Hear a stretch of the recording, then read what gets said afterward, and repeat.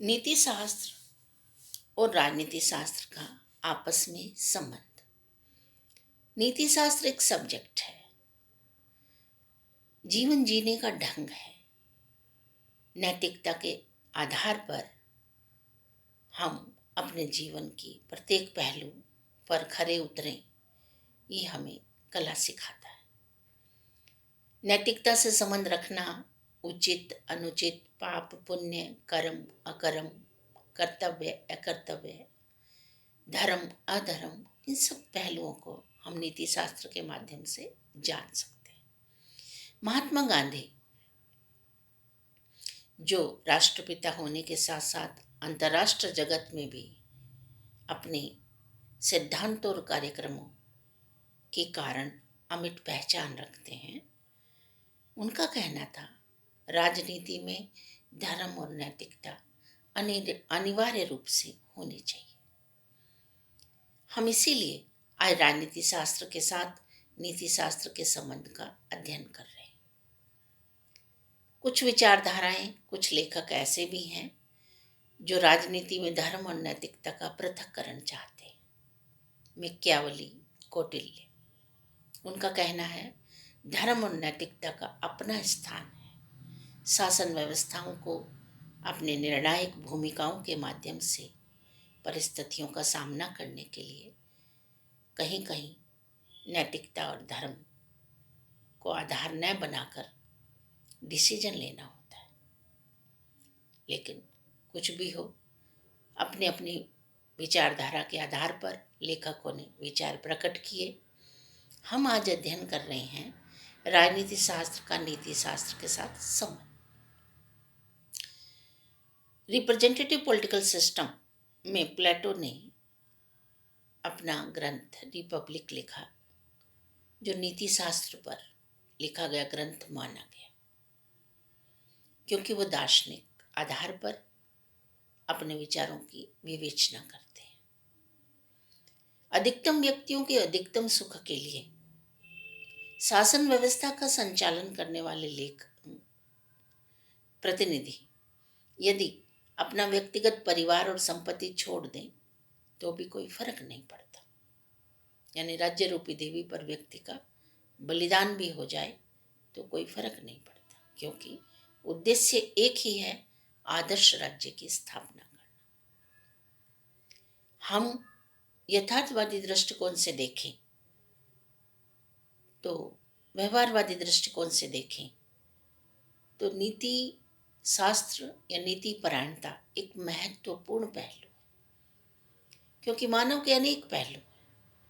उन अनेक पहलुओं में से एक पहलू है नीति शास्त्र, जिसे हम उचित संस्कार, व्यवहार और अपनी आदतों के पहलू में लेते हैं। वो नैतिकता हमारे सद्गुणों में समाहित होती है। इसी तरह व्यक्ति जो है वो राज्य एवं सरकार की मूल इकाई है। उसकी अनंत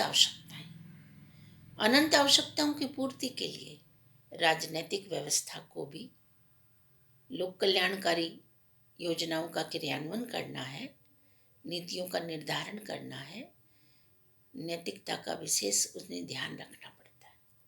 जैसे राजनीति विज्ञान के जनक अरस्तु का कहना है कि राज्य की उत्पत्ति आवश्यकताओं की पूर्ति के लिए हुई और उसका अस्तित्व अच्छे जीवन के लिए विद्यमान है। अच्छे से तात्पर्य मानव जीवन को सुंदर बनाना, सुखमय बनाना, आनंद में बनाना राज्य का दायित्व है। यानी वही राज्य लोकप्रिय होगा, लोकप्रिय निर्वाचन, लोकप्रिय नेतृत्व, लोकप्रिय उत्तरदायित्व, जो सार्वजनिक हितों की पूर्ति करे। यही वैधता में आता है, यही नैतिकता में आता है, यही निर्णायक भूमिका में आता है। नीति शास्त्र एक ऐसा सब्जेक्ट है जो राज्य की सार्वजनिक हितों की पूर्ति का जो लक्ष्य है कि राज्य क्या था, क्या होना चाहिए, राजा और प्रजा के बीच जो संबंध थे, जैसे राजा पिता के समान और प्रजा पुत्र के समान। पिता संरक्षण देता है और पुत्र आदेशों की अनुपालना करता है। ये रिलेशनशिप है। ये संबंध जो है ये अटूट संबंध है। इन संबंधों में पिता को अपने दायित्वों की पूर्ति करनी है, पुत्र को अपने दायित्वों की पूर्ति करनी है। तो व्यक्तिवादी विचारधारा के आधार पर यदि हम इन पहलुओं पर ध्यान दें तो सबसे महत्वपूर्ण बात आती है कि तुम दूसरों के प्रति वैसा व्यवहार करो जैसा तुम अपने प्रति चाहते हो। यानी व्यवहार में कहीं भी ऐसी बात ना हो जो हमें दुख पहुंचाए या दूसरों को दुख पहुंचाए। ये नीति परायणता है, ये नैतिकता है, ये दायित्वों की पूर्ति है, ये उत्तरदायित्वपूर्ण शासन व्यवस्था के साथ साथ मानवीय मूल्यों की महत्वपूर्ण भूमिका मानी जाती है। नीति शास्त्र और राजनीति शास्त्र का एक दूसरे के साथ संबंध सदैव इसी तरह से इन पहलुओं के आधार पर समझा जाता है कि व्यक्ति राज्य पर निर्भर है, राज्य व्यक्ति पर निर्भर है। अलग अलग दृष्टिकोण के आधार पर भी हम इसको समझ सकते हैं। जो लेखक ये मानते हैं कि राज्य में राजनीति व्यवस्था में नीति शास्त्र होना चाहिए, वो युद्ध को महत्व नहीं देंगे, साम्राज्य विस्तार को महत्व नहीं देंगे। महत्व दिया जाएगा मानवीय कल्याण को। लेकिन जो लेखक युद्ध को महत्वपूर्ण मानते हैं या शक्ति को महत्वपूर्ण मानते हैं, वहाँ ये तथ्य भी आ जाता है कि प्रजा तो नीति परायण हो, लेकिन राजा को निर्णय लेते वक्त ये नहीं देखना क्या उचित है और क्या अनुचित है, क्योंकि संकट काल तुरंत कार्रवाई की मांग करता है। और तुरंत कार्रवाई तभी हो सकती है जब उन परिस्थितियों को निपटने के लिए निर्णय लिया जाए। लेकिन हर पहलू से, हर दृष्टिकोण से यदि हम समझना चाहें और जानना चाहें तो यही पहलू निकल कर आता है। उदारवादी दृष्टिकोण, समन्वयवादी दृष्टिकोण, व्यक्तिवादी दृष्टिकोण, लोकतंत्रवादी दृष्टिकोण, ये सब पहलू हमें नीति शास्त्र की ओर ले जाते हैं। क्योंकि नीति इस तरह की प्रतिपादित हो,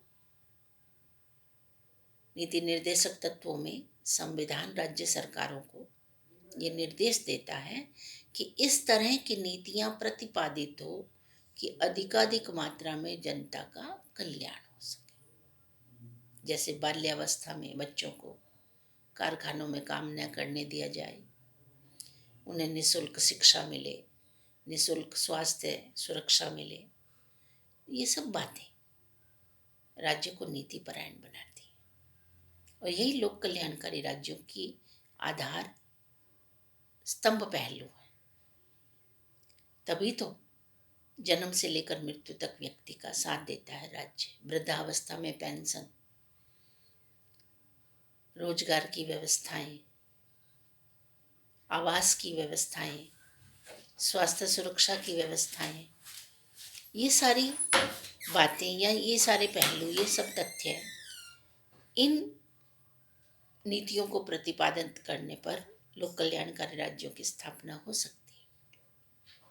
मूल अधिकार, स्वतंत्रता का अधिकार मिले, समानता का अधिकार मिले, कानून के समक्ष सभी को समान संरक्षण मिले, धर्म को मानने के अधिकार मिले, शिक्षा को प्राप्त करने के अधिकार मिले, चिकित्सा को प्राप्त करने का अधिकार मिले। ये सारी व्यवस्थाएं हम राज्यों से चाहते हैं, हम सरकार से चाहते हैं। और सरकार लोकप्रिय तभी होगी जब जनता के हितों की पूर्ति की जाएगी। जनता के हितों की पूर्ति के लिए नैतिकता का या नीति शास्त्र का होना बहुत जरूरी है। तभी महात्मा गांधी के इस विचार पर, इस पहलू पर बल दिया जाता है। हम मन से, वचन से, कर्म से किसी का दिल ना दुखाए। वासुदेव कुटुंबकम की भावना, पूरा विश्व ही हमारा परिवार है, ये मानवतावादी दृष्टिकोण है। मानवतावादी दृष्टिकोण, लोकतांत्रिक समाजवादी दृष्टिकोण या अन्य पहलुओं को देखें शांतिमय तरीकों से, संवैधानिक साधनों को प्रयोग में लाया जाना, ये सब तथ्य हमें नीति शास्त्र की तरफ ले जाते हैं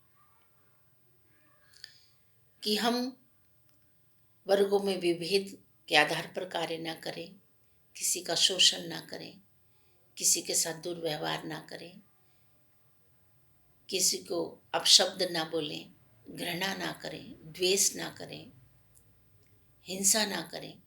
ये सब नीति शास्त्र पर आधारित पहलू, और आज भी पूरे विश्व में इसकी महती आवश्यकता है। शांति में जीवन, संवैधानिक साधनों का प्रयोग, लोकप्रिय शासन, जनता के प्रति उत्तरदायी शासन, ये महत्वपूर्ण पहलू आज भी उतने ही प्रासंगिक है। तो हमने पढ़ा राजनीति शास्त्र नीति शास्त्र को लेकर साथ में चलता है। नीति शास्त्र के आधार पर राजनीति शास्त्र में व्यवस्थाएं निर्धारित होती हैं, तभी लोक कल्याणकारी राज्य की अवधारणा को पूरा किया जा सकता है। नमस्कार।